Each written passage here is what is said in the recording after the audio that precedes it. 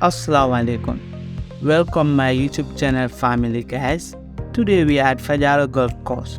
The club was established before 1971. It is named after our late former president, Sadauda Keraba Jawara, the only club that we have in the Gambia. The Kraga is 325 meter and 356 yards. Thank you. Stay tuned, relax and enjoy the pro. Your favorite boy, Pamotu.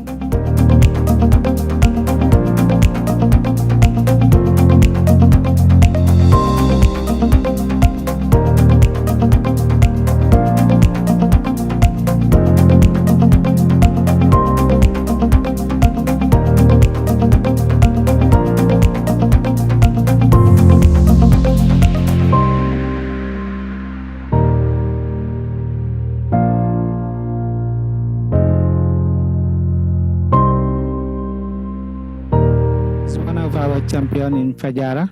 So Big Ma, what are you going to say about the viewers watching you? Yeah, thank you very much. This is the Fajara Golf Course. It's been here since the 50s and it's the only golf course in the Gambia.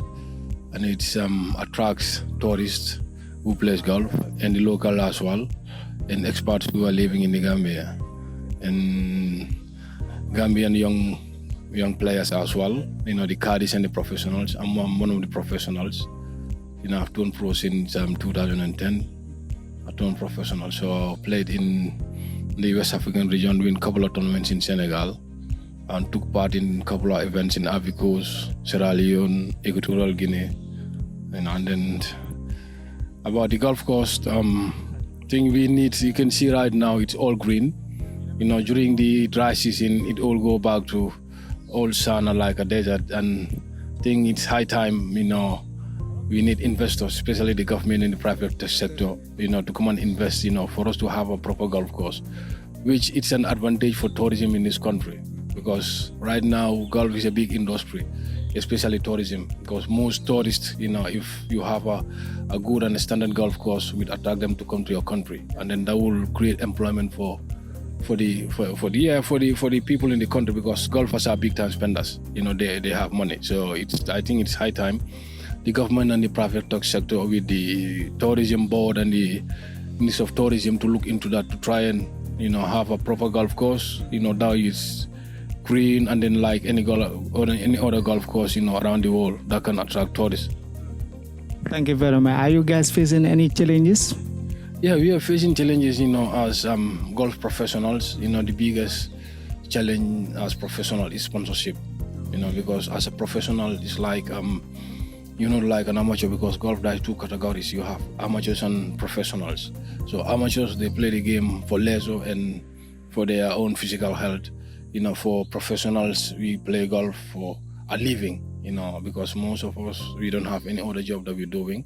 We rely on golf. So playing tournaments, local and international, that's how we make our living. So in terms of traveling internationals, it's always difficult because sponsors are difficult to get, and then we're not having local tournaments as well. So it's not like before when we had the former president who used to play golf, who used to sponsor the scene, back in the days, the professional we have here who travel outside, he used to sponsor them, and even he didn't sponsor them directly, he will call airlines and some of the private companies who will sponsor those professionals. But right now we are unfortunate to have that.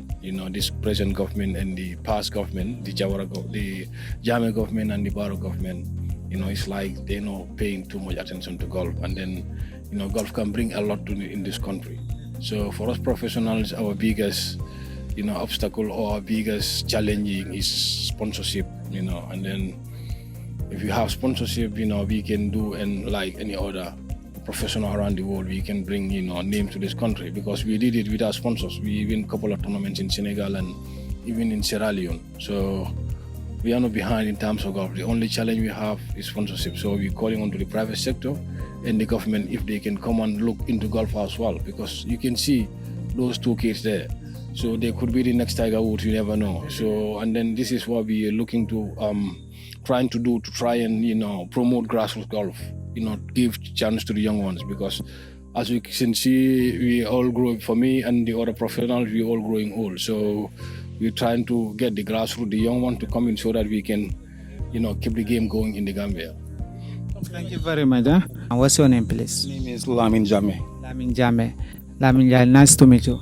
Nice to meet you too. So what are you going to tell us about the golf in the Gambia?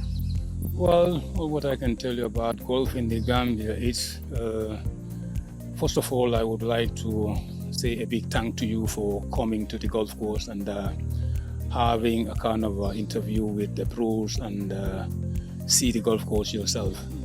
I think it's very, very important. This is what we need. We need to move this golf to a higher height. And how can we do that? Is we have to get people like you to come closer to us so we can talk to you and you can share it with the rest of the world. And here we are. And thank you very much. And I turned pro since when I was a little boy. This was in 1978. 77, 78, I turned pro. And I was a professional since then. By the time Sadauda Jawara was the president, and we were 3 professionals here, myself, Lamin Jame, and then you have Bakari Samate, and you have Lamin Silla. So now I'm the one left in the Gambia. Samate is now in Dakar, Senegal, and Silla is now in the States. Okay.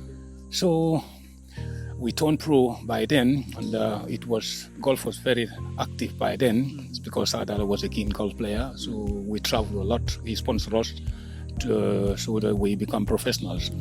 So since then, we start traveling. Since from 1978, we start traveling the whole Africa. We used to travel and play tournaments called African Circles. Yes, so this is what we play. So we will travel up to Kenya. So, but now it's a different thing. When we have younger players, they cannot travel anymore. So we have a kind of a difficulty, which I am very much particular about it, being a senior pro, because I want to see the younger ones enjoy golf as I enjoyed it before, because golf has two categories. You can become a younger player, and even when you are old, you can play at a senior level.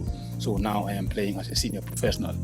But you have seen that's the Gambian number 1, and he can have ranking in West Africa because he have won Gambia Open several times and even win in Senegal. And he has traveled little further as Ivory Coast and up to Guinea Equatorial. So he's doing very well. He's now growing older also. Since then, nothing happens because Gambian sport cannot help him, especially golf. And this is what we need. We need to push the little ones so that younger ones coming like the grassroots can also emulate from us, because if you want to play golf, you see from the senior one.